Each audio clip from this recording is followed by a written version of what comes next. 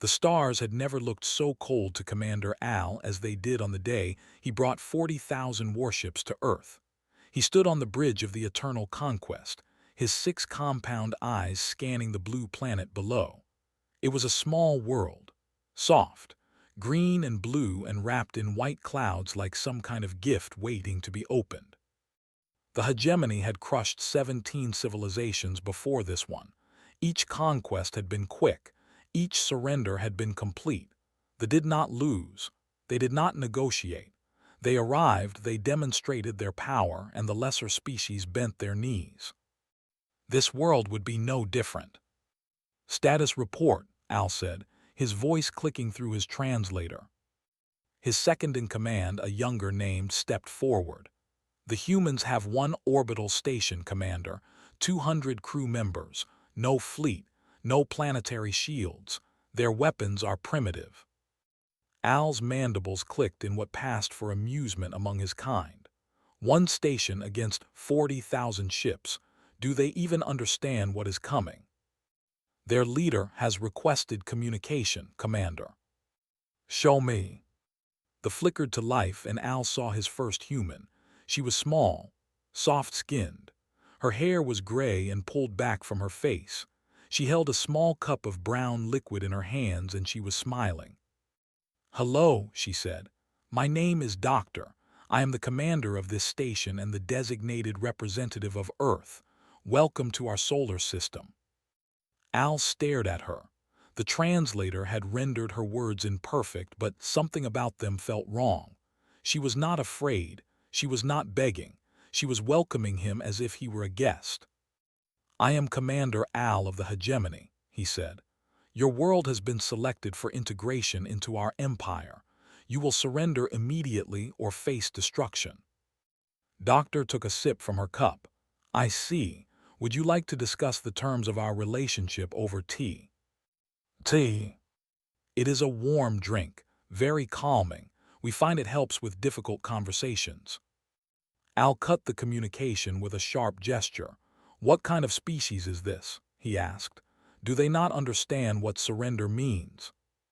"Our cultural database has limited information on humans, Commander. They have only been a space-faring species for 200 years. They have no unified government, no central military command." "Then they are disorganized, weak." "That would appear to be the case, yes." Al turned back to the little blue world hung there peaceful and quiet. One station, 200 crew, no fleet. "Launch the first assault wave," he commanded. "Let us show them what it means to face the hegemony." 800 ships broke from the main fleet and began their approach toward Earth's orbital station. They moved in perfect formation, their weapons charged and ready. The station sat there, small and silent, making no attempt to flee. "The humans are not responding, Commander," reported. "No weapons lock, no evasive maneuvers. They appear to be doing nothing." "Perhaps they have accepted their fate." Then the station fired. But the weapons did not target the ships. Instead, they struck something behind them, something in the darkness of space that Al had not noticed. Old satellites, dead spacecraft, fragments of metal that had been floating in Earth's orbit for over 2 centuries. The first impact was small. A piece of debris no larger than a fist struck one of the assault ships. It punched through the hull at incredible speed, tearing through 3 decks before exiting the other side. Then the cascade began. Each impact created more debris. Each piece of debris created more impacts. Within minutes, the space around Earth's orbit became a storm of metal fragments moving faster than any weapon that had ever faced. "What is happening?" Al demanded. "The debris, Commander. It is moving too fast. Our shields cannot track it all. We are losing ships." Al watched as ship after ship was shredded by the storm. The humans had not fired a single shot at his fleet. They had simply triggered a chain reaction in their own garbage, and that garbage was now destroying 800 of his finest vessels. "Pull back," he shouted. "Pull the assault wave back." But it was too late for many of them. By the time the surviving ships retreated to safe distance, they had lost nearly all of the first wave. 800 ships, reduced to floating wreckage by nothing more than human trash. The flickered again. Doctor appeared, still holding her cup. "I apologize for the damage," she said. "We call that the effect. It has been a concern of ours for many years. We have quite a lot of debris up here. I hope no one was hurt too badly." Al felt something he had not experienced in decades of conquest: confusion. The humans had used their own pollution as a weapon. They had turned weakness into strength. They had known exactly what would happen when they fired those shots. "You planned this," he said. "We have had a long time to think about what we would do if someone came to our world with hostile intentions," Doctor replied. "We are not a warlike species, Commander, but we are very good at planning. Your trick will not work twice. We will simply approach from a different angle." "Of course you will, and we will adapt." She took another sip of her tea. "That is what humans do, Commander. We adapt." The communication ended. Al stood in silence, staring at the wreckage of his first assault wave. Around him, his officers whispered among themselves. They had never seen anything like this. They had conquered 17 civilizations with overwhelming force. They had never faced an enemy who refused to fight on their terms. Commander said quietly, "What are your orders?" Al was silent for a long moment. Then he turned to his second-in-command with a look that held something new, not fear, not yet, but the beginning of doubt. "We study them," he said. "We learn how they think, and then we crush them." But even as he spoke, some part of him wondered if it would be that simple. The humans had just proven that they did not play by the rules of conquest. They had shown him that numbers were not everything. They outnumbered the humans by a factor of 200 to 1. But for the first time in his career, Commander Al was beginning to realize that he might not understand what he was fighting. Down on the blue planet below, in cities and towns across every continent, humans looked up at the stars and saw the fleet of alien ships orbiting their world. They did not panic. They did not run. They simply waited to see what would happen next. And in her small office on the orbital station, Doctor poured herself another cup of tea and began planning her next move. 3 weeks passed, and the fleet remained in orbit around Earth. Commander Al had expected the siege to break the humans within days. Instead, the humans seemed almost comfortable with the situation. They continued their daily routines. They went to work. They ate dinner with their families. They watched news broadcasts about the alien fleet as if it were nothing more than an unusual weather pattern. This was not how conquered species were supposed to behave. "We have a problem," Commander said on the morning of the 22nd day. Al looked up from the tactical display he had been studying. "What now?" "Our communication arrays are receiving conflicting orders. Some of our ships are reporting that you have commanded them to change position. Others say they received orders to stand down weapons. None of these orders came from you. Someone is forging my communications." "It appears so, Commander. Our encryption specialists have traced the false signals. They are coming from the human station." Al's mandibles clicked in anger. "How is that possible? Our encryption has never been broken, not by any species in the galaxy." "The humans did not break it, Commander. They learned it.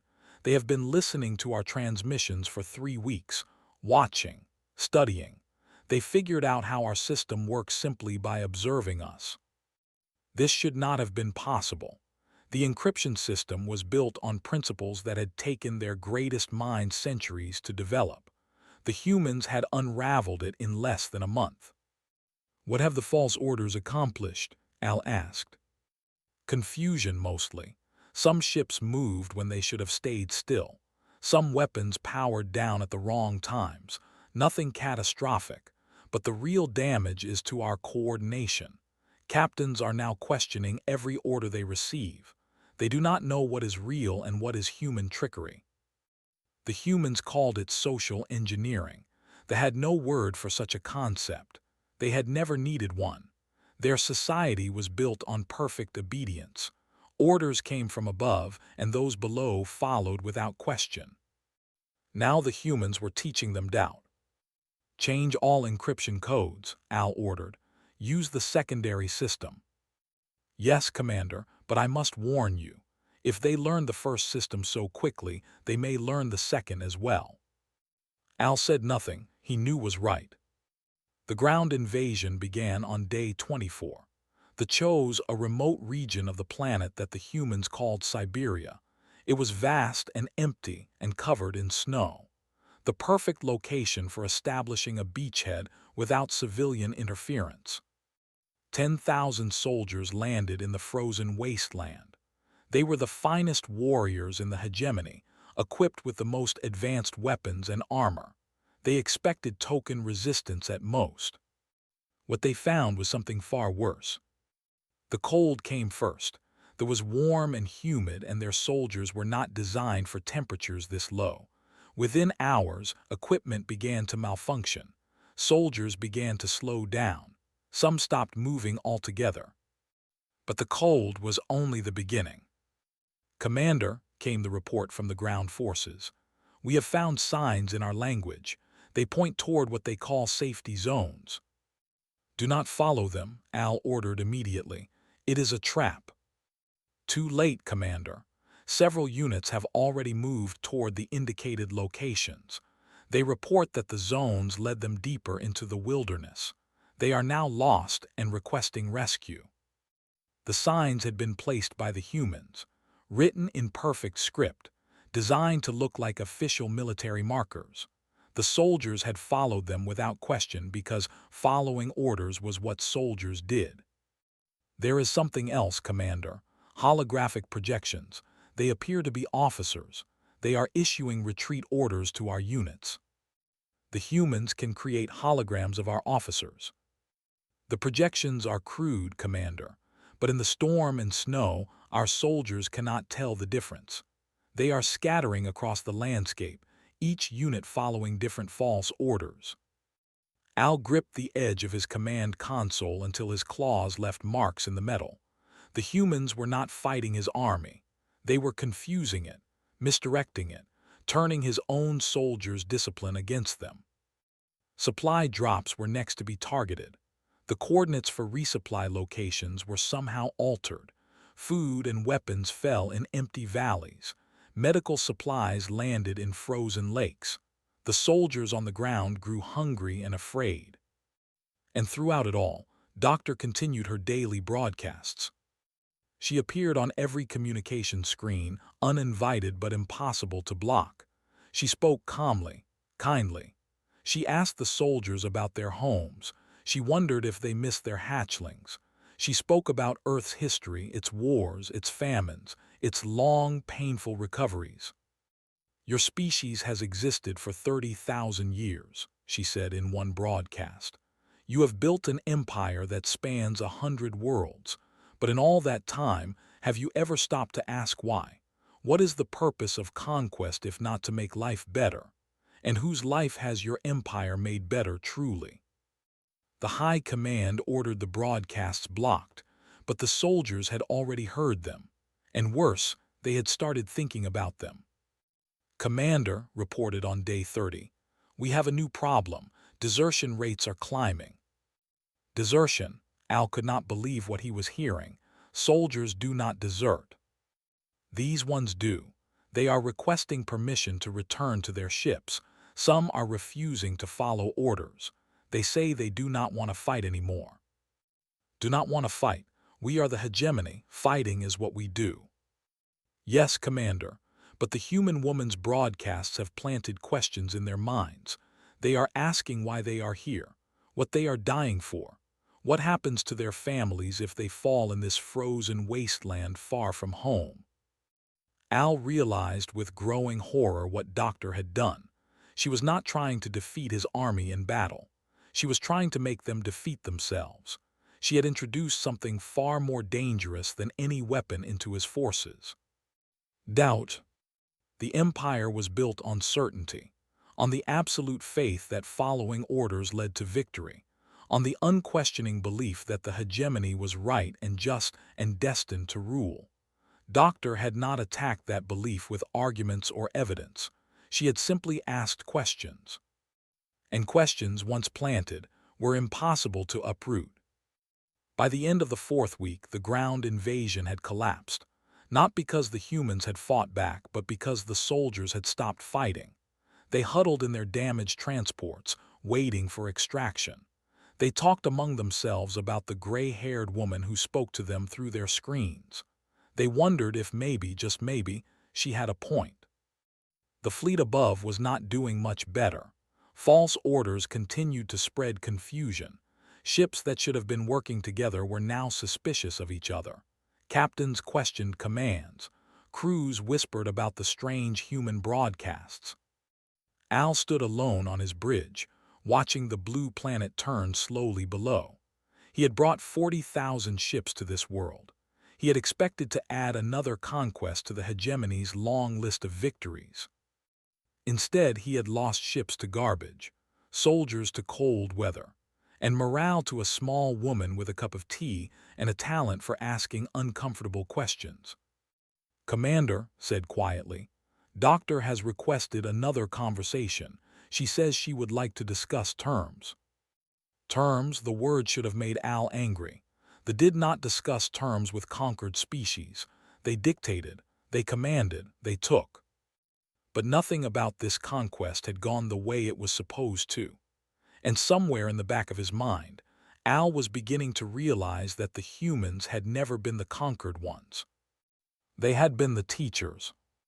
And the lesson was far from over. The neutral ground they chose was an old satellite. It hung in space between the fleet and Earth's orbital station, a small metal box that had been dead for 50 years. Neither side could claim it as their territory.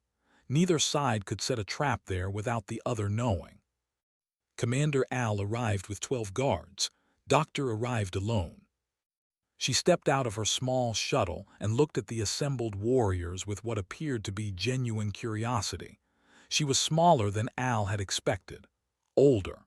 Her hands were empty except for her ever-present cup of tea. "Thank you for agreeing to meet," she said. "I know this is not customary for your people." "Nothing about this situation is customary," Al replied. His translator rendered the words flat and mechanical, but the frustration behind them was clear. "You have cost me ships, soldiers, time." "I am sorry for the losses," Doctor said, and she sounded like she meant it.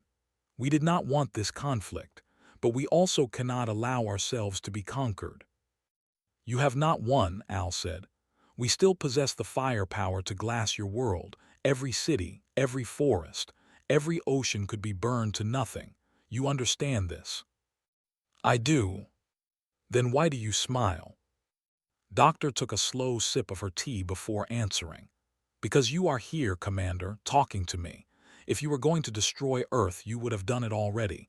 You had every opportunity. You have all the weapons, but instead you requested this meeting. You are looking for a reason not to." Al's guards shifted uneasily. One of them moved his hand toward his weapon, but the commander stopped him with a gesture. The old woman was right, and they all knew it. "Your species is weak," he said, but his voice lacked conviction. "Soft, divided, you have no empire, no unified military command, no central government. How have you survived this long?" "By being clever," Doctor said, "and stubborn and very, very patient." She walked to a viewport and looked out at the stars.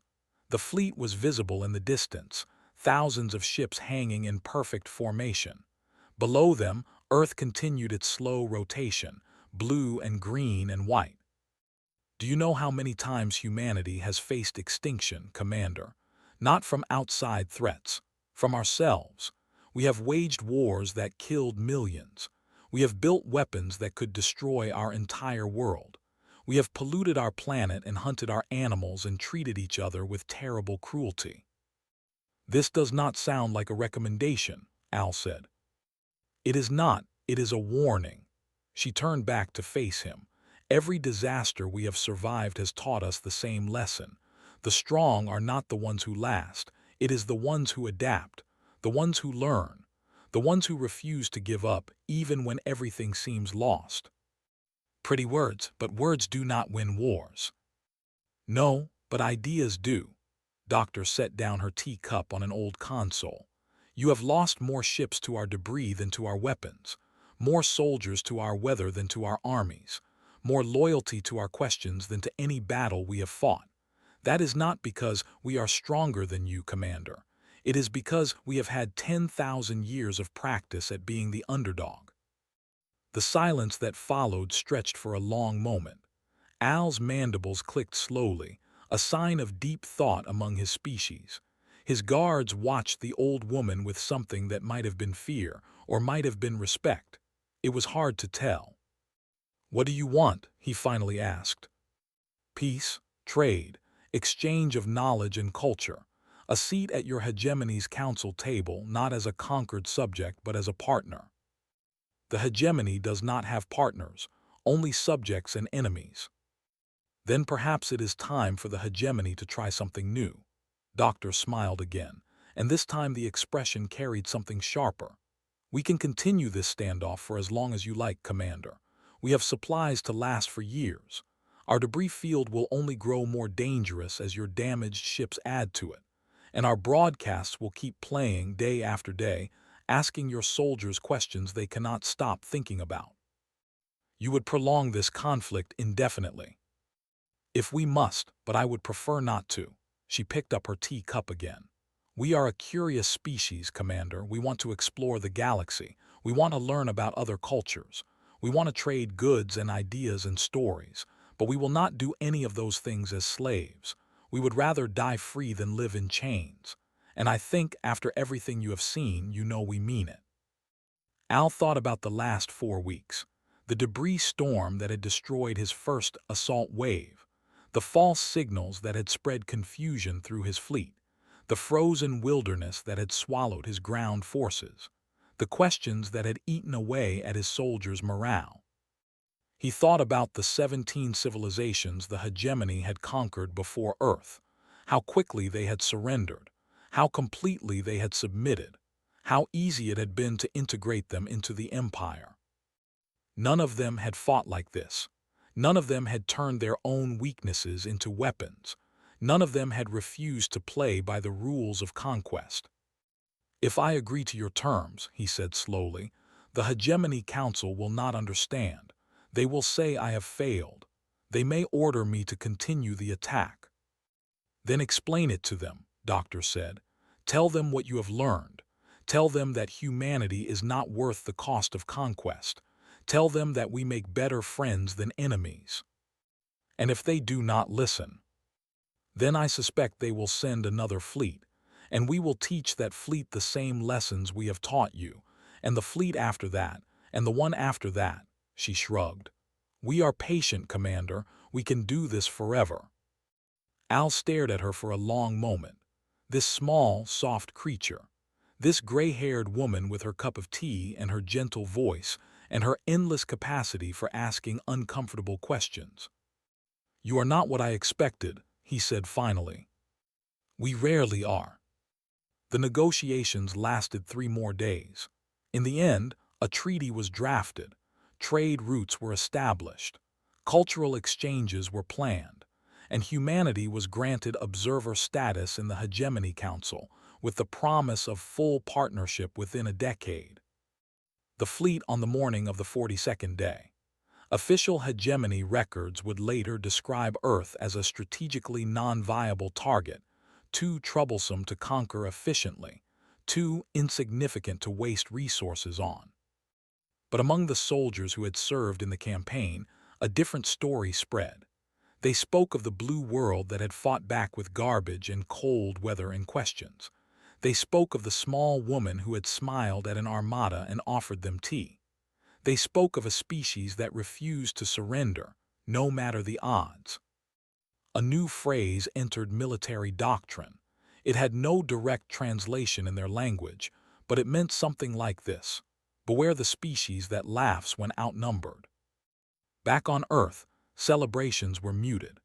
Doctor refused all interview requests and returned to her work on the orbital station.